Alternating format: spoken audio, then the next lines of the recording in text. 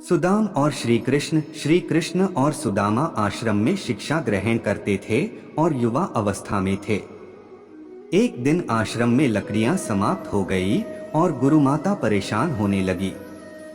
गुरुमाता ने श्री कृष्ण और सुदामा के साथ उनके अन्य साथियों को अपने पास बुलाया और आज्ञा दी कि बच्चों, आश्रम में लकड़ियां समाप्त हो गई है, आप लोग जगल जाओ और लकड़ियां लाओ। गुरु माता ने उन्हें एक पोटली देकर कहा, अगर भूख लगे तो इसमें से चने निकलकर बराबर बांट कर खा लेना। श्री कृष्ण और सुदामा पोटली लेकर आज्ञा मानकर लकड़ियां लेने के लिए जंगल में चले गए। सभी जंगल में पहुंचकर लकड़ियां इकट्ठी करने लगे। लगभग सभी ने लकड़ियां इकट्ठी कर ली थी, लेकिन शाम हो गई थी, साथ में ही मौसम बहुत ज्यादा खराब होने लगा था। मौसम इतना खराब हो गया कि बारिश होने लगी और तूफान भी बड़ी जोर से आने लगा।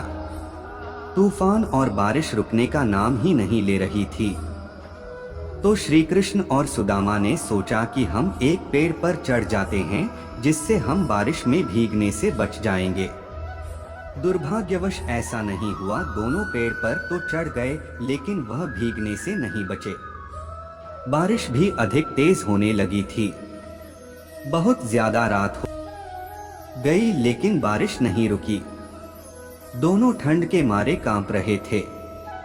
तभी सुदामा को याद आया कि गुरु माता ने हमें चने की पोटली दी थी।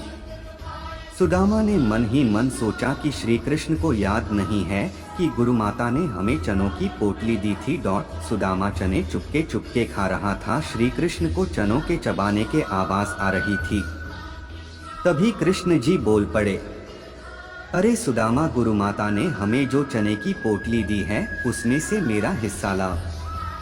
सुदामा हैरान हो गए और कृष्ण से कहने लगे, अरे मित्र, मुझे लगता है वो चने कहीं गिर गए। श्री कृष्ण यह सुनते ही चुप हो गए। वह जानते थे कि सुदामा चने खा रहा है, लेकिन उन्होंने सुदामा को कुछ नहीं कहा। लेकिन समय बीतता चला गया और उन्हीं चनों की वजह से सुदामा बहुत ही दरिद्र यानी बहुत गरीब हो गए। शायद वही चने सुदामा की गरीबी का कारण बने। आप क्या मानते हैं? कमेंट जरूर करें। गोवर्धन पूजा। अभी श्री कृष्ण बाल अवस्था में थे। नगर में बहुत चहल पहले थी। उधर श्री कृष्ण आश्चर्य में थे कि आखिर आज कौन सा त्योहार है जिस कारण नगर में 4 चांद लग गए हैं। श्री कृष्ण और दाऊ भैया घूमते हुए उस स्थान पर जा पहुँचे जहाँ पूजा करने की तैयारियां हो रही थी। श्री कृष्ण आश्चर्य से पूछ लेते हैं कि आखिर नगर में इतनी जोर शोर से किस त्योहार की तैयारी चल रही है। उस स्थान पर एक महान ऋषि भी आए हुए थे, जो उस रास्ते से जा रहे थे जिसमें वह नगर रास्ते में पड़ता था। नगर वासियों ने ऋषि को देख वहां बुला लिया, जो उस समय वहां उपस्थित थे। श्री कृष्ण की यह बात सुन लोग जवाब देते हैं कि आज इंद्रदेव के पूजा की तैयारियां चल रही हैं। यह सुन श्री कृष्ण बोलते हैं, अच्छा, लेकिन इंद्रदेव की पूजा क्यों की जाती है? आखिर वो हमारे लिए क्या करते हैं? लोगों ने बोला, वह समय समय पर बारिश कर इस धरती को उपजाऊ बनाते हैं, फसलें उगती हैं, पशु पक्षियों की प्यास मिटती है और हमारी हर एक पानी से जुड़ी हुई समस्या खत्म हो जाती है। श्री कृष्ण कहते हैं, इसमें इंद्र की पूजा करने की क्या जरूरत है, क्योंकि यह उनका कर्तव्य है कि वह समय समय पर बारिश कर इस धरती को उपजाऊ बनाए।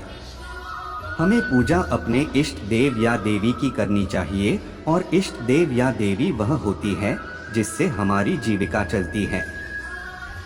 जिस प्रकार किसान की जीविका उसकी फसल होती है, उसका इष्ट देव अन्न देवता होता है, और व्यापारी की जीविका धन होता है या व्यापार होता है, उसकी इष्ट देवी लक्ष्मी होती है। इसी प्रकार हमारी जीविका दूध, दही, माखन आदि है। तो हमारी इष्ट देवी गाय माता हुई। हमें गाय माता की पूजा करनी चाहिए। सभी लोग श्री कृष्ण की बात सुनकर आश्चर्यचकित रह जाते हैं और उनकी बातें वह महान ऋषि भी सुन रहे थे। श्री कृष्ण ने ऋषि से पूछा, क्या आप मेरी बात से सहमत हैं? गुरुदेव ऋषि तुरंत बोल पड़े, हैं महान आत्मा, आप अवश्य ही पिछले जन्म के कोई सिद्ध पुरुष होंगे। मैं आपके चरणों में नमन करते हूँ, क्योंकि इतनी सी उम्र में इतना सारा ज्ञान किसी पुण्य आत्मा के पास ही हो सकता है।